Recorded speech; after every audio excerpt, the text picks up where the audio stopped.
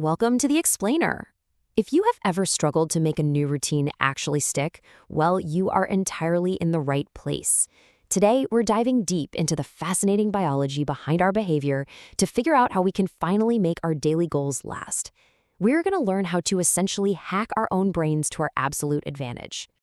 We've all been there, right? Why do our New Year's resolutions just always seem to fail?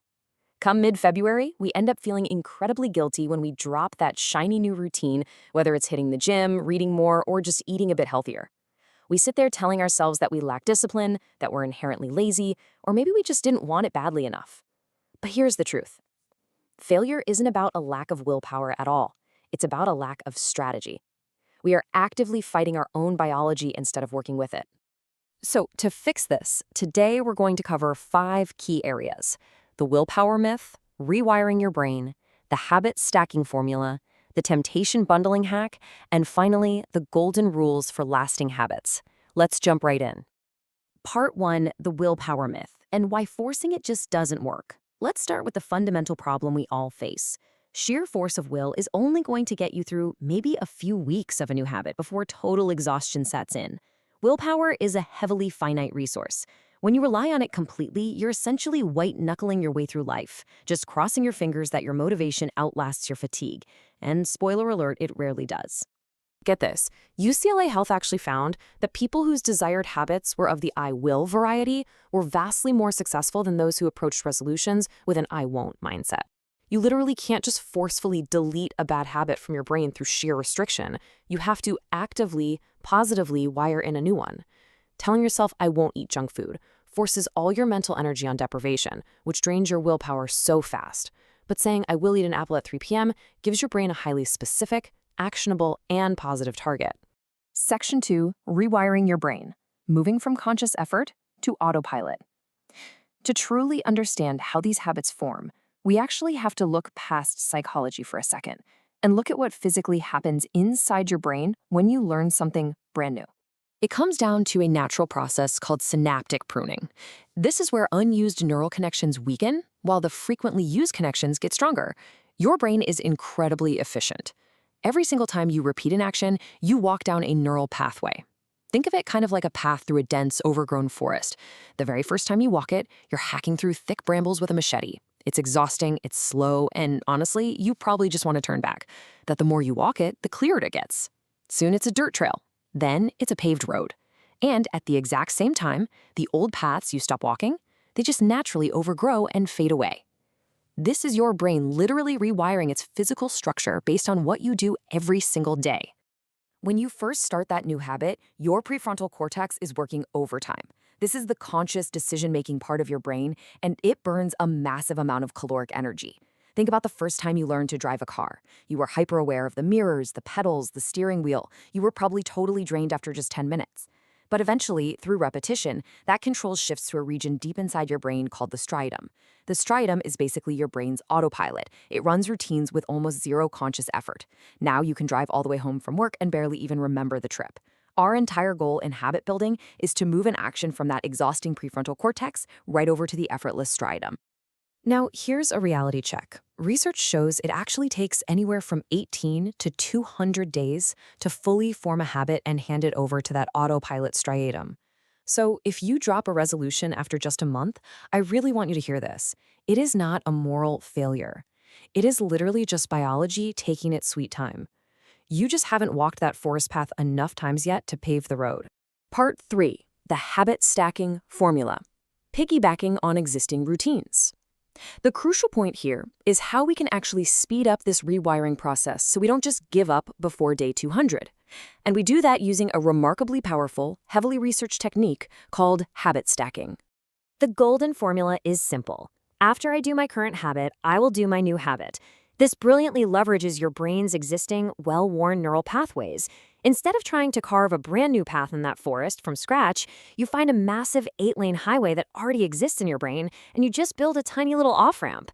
By using a rock-solid daily habit as the trigger for a brand new behavior, you completely bypass the mental friction and decision fatigue that normally ruins our progress. Setting this up takes 3 super simple steps. First, audit your current habits. Jot down everything you do without fail. I mean, the really mundane stuff. Waking up, hitting snooze twice, turning on the shower, making coffee, letting the dog out.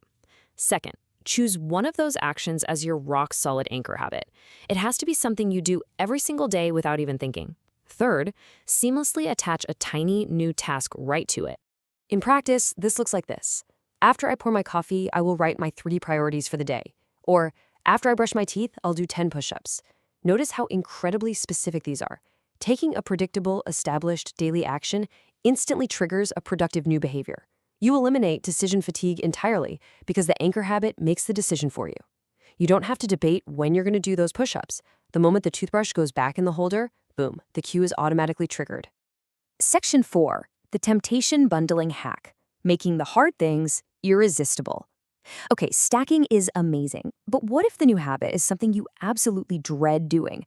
What if it's organizing a chaotic inbox or going for a run? That brings us to our second biological life hack, a concept that is a total game changer for motivation. This is rooted in Premek's principle, which was developed way back in 1959 by psychologist David Premek. The principle shows that more probable behaviors, the things you actively want to do, can reinforce less probable behaviors, the boring tasks you genuinely need to do. By pairing a want with a need, you give your brain an instant dopamine hit. You are essentially bribing your own brain. It's the neuroscience of anticipation. You make a difficult, grueling chore feel immediately rewarding because it becomes the exclusive gateway to something you absolutely love.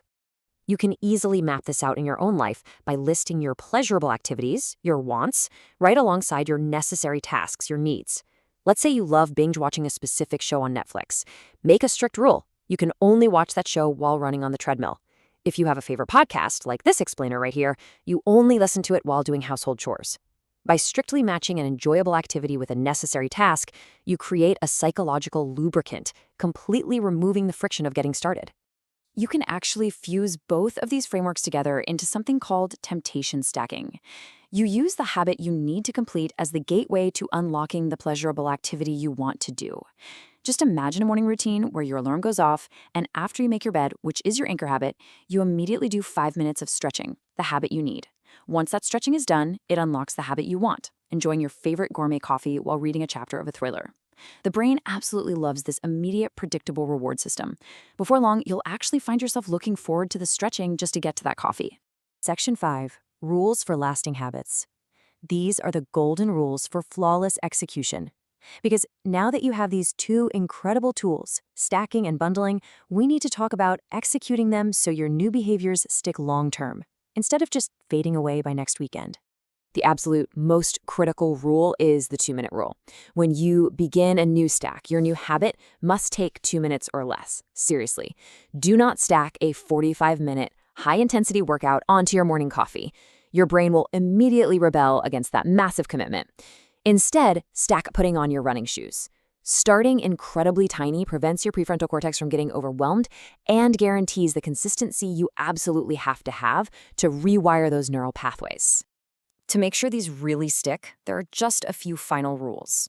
It is absolutely vital that your anchor habit is deeply ingrained. Be crazy specific about it. Don't just say after lunch. Say after I put my lunch plate in the dishwasher. Don't try to build 5 stacks at once either. Just start with 1. And maybe most importantly, expect and accept slip-ups. Show yourself a little grace. If you miss a day, don't spiral into guilt. Just remember that those new neural pathways you've built are still sitting right there in your brain, waiting for you to walk down them again tomorrow. You now have the scientific toolkit to hack your own biology. You know exactly how to bypass willpower, leverage your brain's autopilot, and bundle your temptations. So I want to leave you with this final thought. What is your very first habit stack going to be tomorrow morning? What small 2-minute action are you going to link to an existing routine to start changing your life? Think about it. Plan it out tonight and let your biology handle the rest. Thank you so much for joining me for this explainer, and I will catch you next time.